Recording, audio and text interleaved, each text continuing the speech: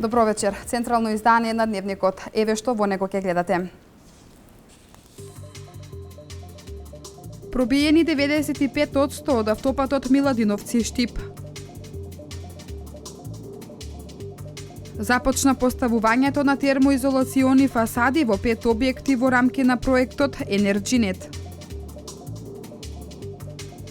Велешани денеска бесплатно правеа ехо прегледи на тероидна жлезда во рамки на караванот на Сдруженијето за борба против рак Борка.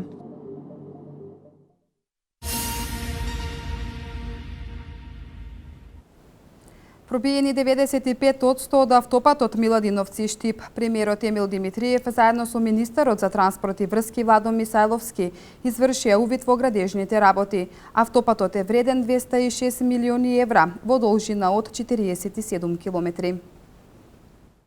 95% од автопатот Миладиновци Штип се пробиени, 9,5 километри се веќе асфалтирани, а се работи на изградба на мостовите, подпатниците, надпатниците, вијадуктите.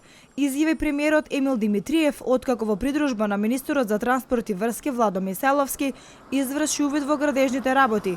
Автопатот вреден 206 милиони евра е во должина од 47 километри. Вкупниот прогрес за градба на овој автопат до денеска е некаде околу 39% и со задржување на ова темпо на работа ние ќе го постигнеме планираниот рок некаде отприлика за година време да имаме комплетно завршен автопат Миладиновци Штип. Владата истовремено работи и на уште 2 автопата, Демир Капија Смоквица и Кичево Охрид, но почна и реконструкција на 2 автопатски делници, Смоквица Гевгелија и Куманово Миладиновци. Министерот Мисајловски потенцира дека првпат во историјата на Македонија се градат 3 автопати. Воедно тој истакна дека во втората половина од годинава ќе почне изградбата на експресните патишта. Согласно динамиката и финансиите што ги имаме резервирано во нашиот буџет, ги тераме паралелно. Сакам да информирам дека во втората половина на оваа година ќе започнеме и со изградба на експресните патишта. Штип Кочани, Кочани Делчево, Штип Радовиш и Крива Паланка Ранковце. Станува збор за инвестиција од преку 300 милиони евра. Министерот за транспорт и врски Мисајловски напомена дека покрај на автопатите и експресните патишта паралелно се работи на регионални патишта.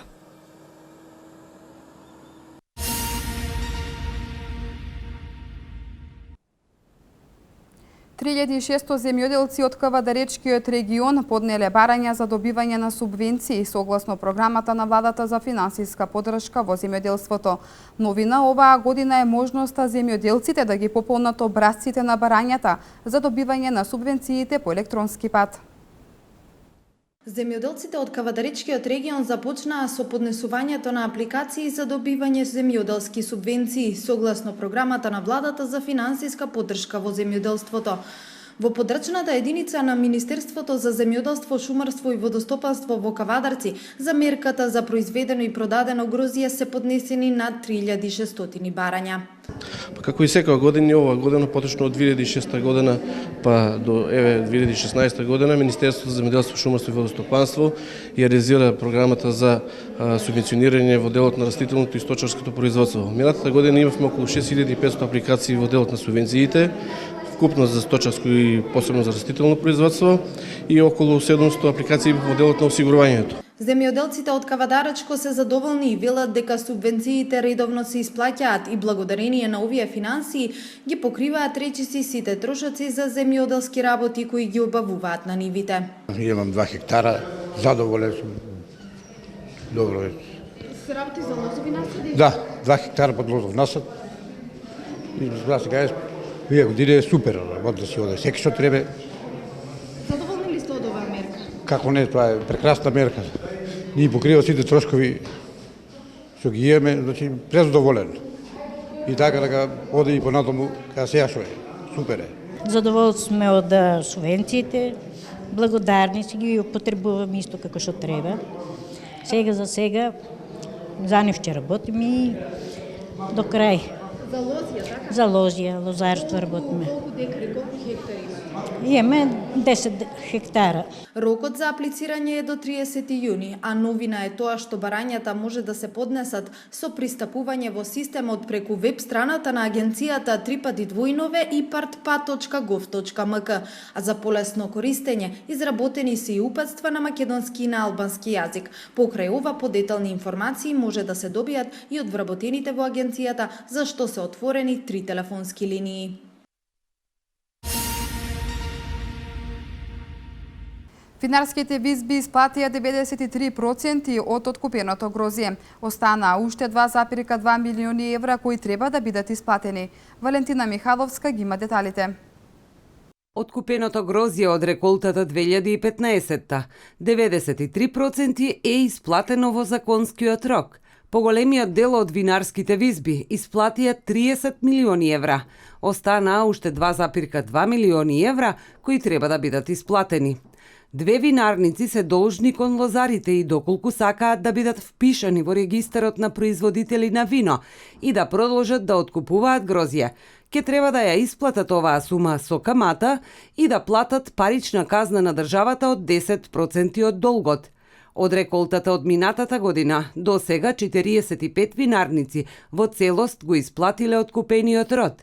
Лозарите започнаа да избегнуваат да го продаваат грозјето на винарниците кои доцнат со исплата и се повеќе се решаваат да го продадат на оние кои редовно плаќаат. Од реколтата 2015-та остварена е просечна цена за откупеното грозје од 12,9 денари за килограм. Ова представува зголемување за 1% во однос на претходната година. Представници на економскиот совет од општина Кавадарци бараат поволни кредитни линии за винарниците за да го исплатат грозјето. На следната седница на советот на општина Кавадарци ќе излезат со конкретен предлог. Тие бараат кредити со минимални каматни стапки и грејс период за отплата, со што би овозможиле на винарниците навремено нивно раздолжување.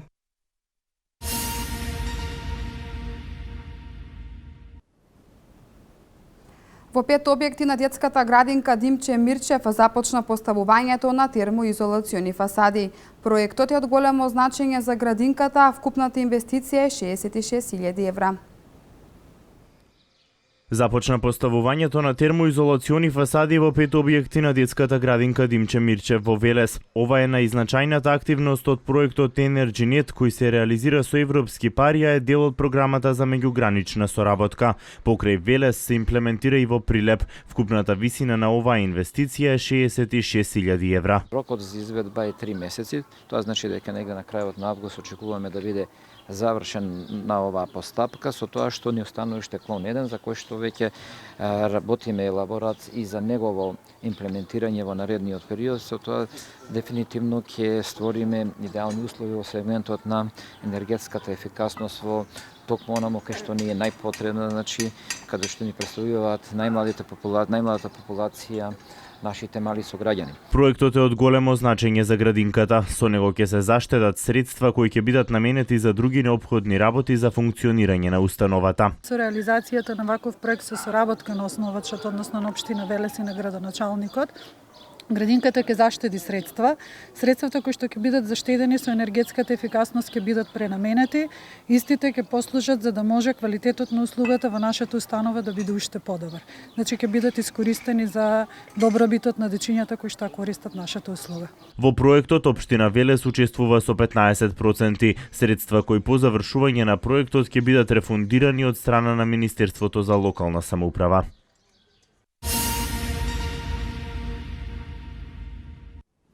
Годишен велешанец со иницијали ДИ се здоби со кривична пријава поради криумчарење мигранти. Во возилото со кој управувал пронајдени се 31 мигрант, од кои 28 од Пакистан и 3 од Индија, со нелегален влез од Република Грција во Република Македонија. Со кривична пријава се здоби 21-годишниот велешанец ДИ од страна на регионалниот центар за гранични работи Југ, поради основи за сомнение за сторено кривично дело криумчарење мигранти. Имено на 23 мај годинава, во 5 часот и 50 минути, од страна на мешовит патролен тим на автопатот помеѓу село Прдејци и село Смоквица, Било забележано товарно моторно возило марка Рено, а при обид да биде извршена контрола над истото, возачот застанал и веднаш се дал во бегство. При прегледот во возилото пронајдени се 31 мигрант, од кои 28 од Пакистан и 3 од Индија, со нелегален влез од Република Грција во Република Македонија.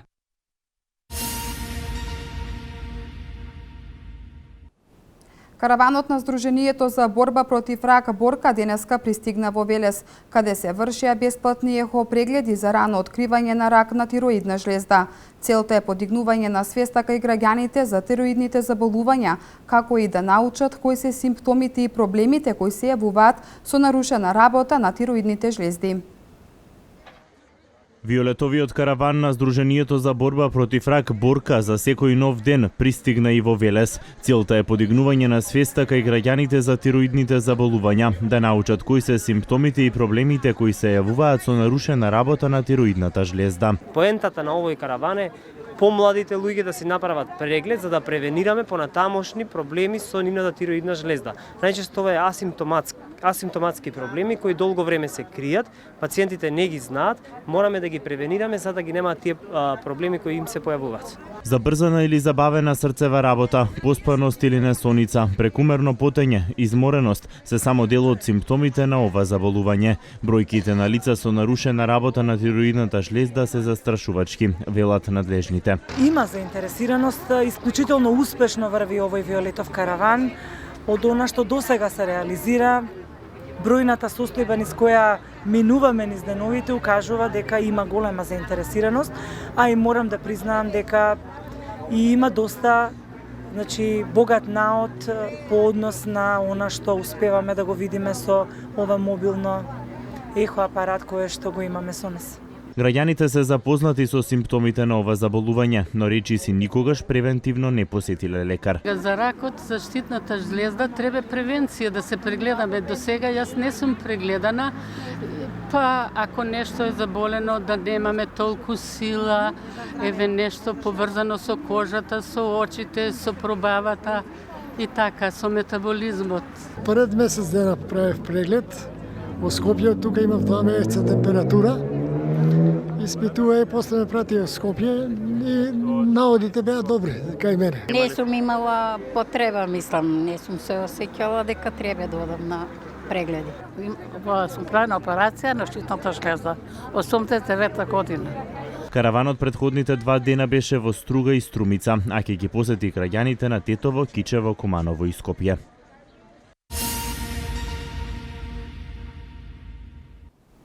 Напиши љубов во 140 карактери е последниот награден конкурс на поетската манифестација Рацинови средби 2016, наменет за корисниците на социјалната мрежа Twitter.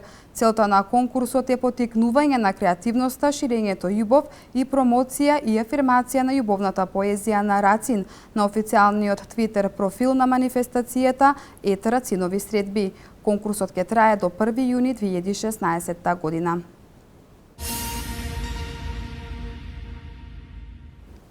Утре Кавадарци ќе биде домаќин на 350 пензионери кои ќе се надпреваруваат на регионалните спортски игри кои се одржуваат во овој град. Надпреварот ќе се одвива во повеќе дисциплини, а победниците ќе учествуваат на републичкиот надпревар во спортски игри за пензионери. Во организација на Сдруженијето на пензионери од Кавадарци утре на спортскиот центар Јасмин ќе се одржат регионалните спортски игри помеѓу пензионерите од овој регион. Ќе учествуваат најдобрите спортски екипи на општинските здруженија со вкупно 350 пензионери. Како што ни информираше председателот на извршниот одбор на Сдруженијето Ристо Ангјушев, се е подготвено за нивно одржување. Па тока ќе бидат околу 350 пензионери присутни на овие игри од нашиот регион. Ние сме домаќини, што реков, и ние сме спремни за да ги дочекаме гостите од регионот. Терените ни се подготвени, а и пензионерите редовно вежбат, тренираат овие да настапиме спремни, затоа што 2 пати сме победници во регионот. Надпреварот ќе се одвива во повеќе дисциплини, а победниците ќе учествуваат на републичкиот надпревар за спортски игри за пензионери. Председателот Ангјушев ја нагласи големата важност на ваквите спортски игри за луѓето во третото доба. 12 дисциплини мажите и 11 дисциплини жените. И тука имаме шах, табла, пикадо, шутирање на кош, шутирање на гол, стрелање со воздушна пушка, трчање на 80 метра, жени на 60, фрлање џуле и скок од место. Покрај пехар на секој победник имаме предвидено обезбедено медали за прво место златна, сребрена и бронзена. И плюс по една диплома на секој учесник за успомен за учеството и постигнатите резултати во такмичењето. Со настапот на овие спортски игри, пензионерите покажуваат дека се вителни и способни активно да придонесат за себе, за своите семејства и за општеството воопшто.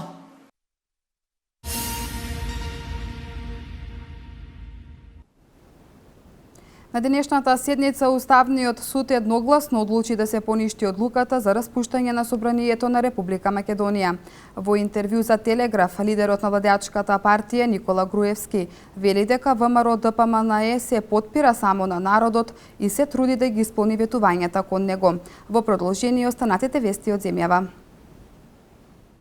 Сите невладини организации кои се финансирани од Сорос, кога е на власт ВМРО, работат, се борат повремено и протестираат против нас, а кога е на власт СДСМ, главно работат проекти што се поддржани од СДСМ.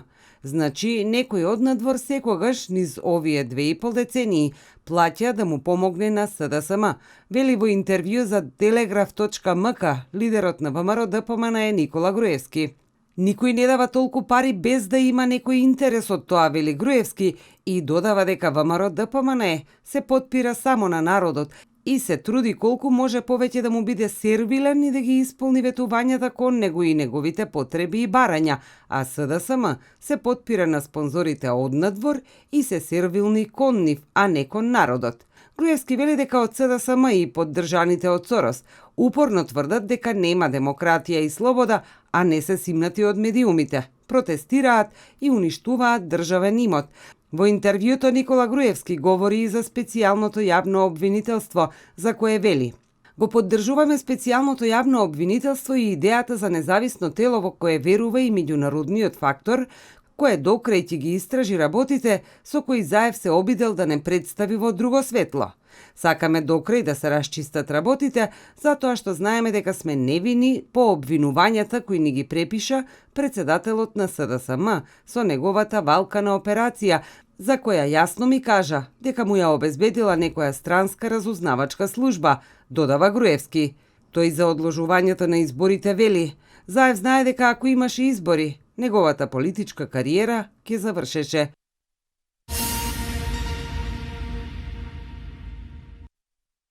На денешната седница Уставниот суд едногласно одлучи да се поништи одлуката за распуштање на Собранието на Република Македонија. Со објавувањето во службен весник одлуката влегува во сила, со што престанува да важи времената мерка. Ова доаѓа откако на седницата која се одржа на 18 мај судот изрази сомневања за одлуката и беше донесена едногласна одлука да се поведе постапка за оценување на уставноста на одлуката за распуштање на Собранието на Република Македонија и на одлуката за изменување на одлуката за распуштање на Собранието, при што уставните суди донесоа и времена мерка со која се запираат сите изборни дејствија. По седницата на Уставниот суд на 18 мај седница одржа и парламентот, на која беа направени измени во изборниот законник, со што закажаните избори на 5 јуни беа одложени.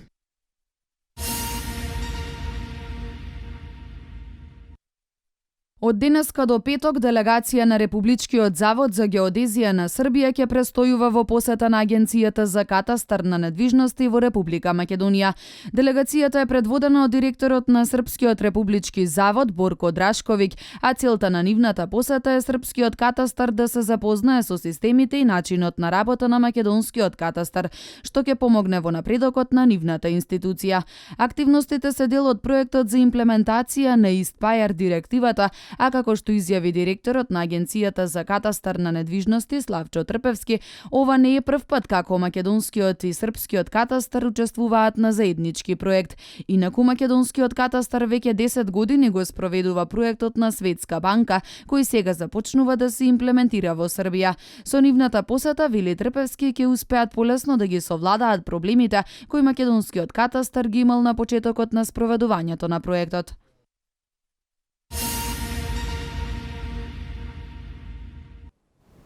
Урнат е дел од кеот покрај река Тарно во Фиренца, кај мостот во Понте Векио кој потекнува од 14 век. Жртви нема, но предизвикана е голема материјална штета. 20 автомобили кои биле паркирани биле оштетени во несреќата, а некои завршиле во водата. Се урнал дел од зиданиот брег кој е долг 200 метри и широк 7 метри. Причина за несреќата е пукање на водоводни цевки, тврдат пожарните служби. Во продолжение следуваат останатите вести од светот. 2 лица тешко повредени во голем пожар кој изби во југозападен Сиднеј во еден индустријски комплекс, информираат австралиските медиуми. Во пожарот целосно е уништен отпад за автомобили и се проширил во 2 околни згради. Пожарот се уште гори на отпадот за автомобили, а ситуацијата се влошува поради големата количина на гориво и автомобилските гуми, изјавија од противпожарната служба. И додадоа дека причината за пожарот се уште не е позната. Австралиската полиција ги евакуирала луѓето од околните згради и на самото место има амбулантни возила во случајот пожарот да има уште настрадани.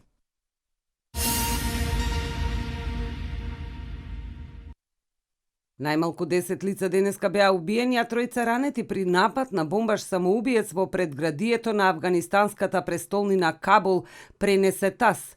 Местноста Пагман, која се наоѓа на неколку километри западно од Кабул, е местото каде бил извршен нападот. Според соопштението на Афганистанското министерство за внатрешни работи, бомбашот самоубиец се разнел во автобус, кој што превезувал група правници.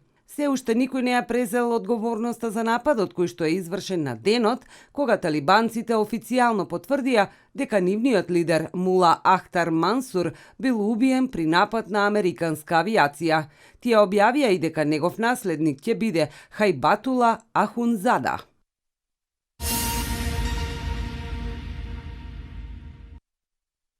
Пристап до нова транша од спасувачката финансиска помош за Грција.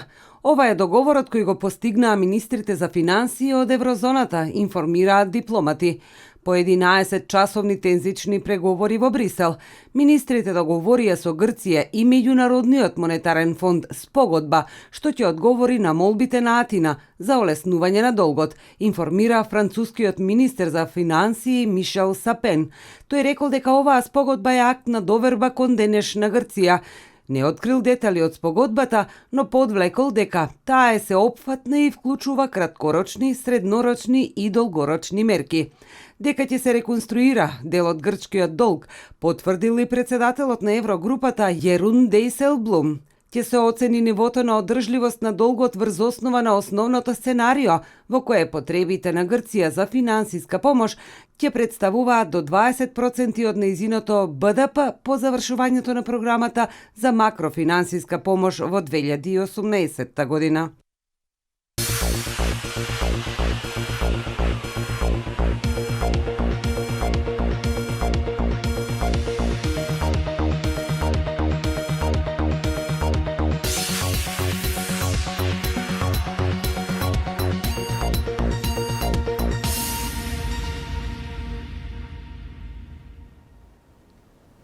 Утре не очекува сончево време со мала до умерена облачност. Ке дува умерена ветер долж поврдареето. Деталите во продолжение.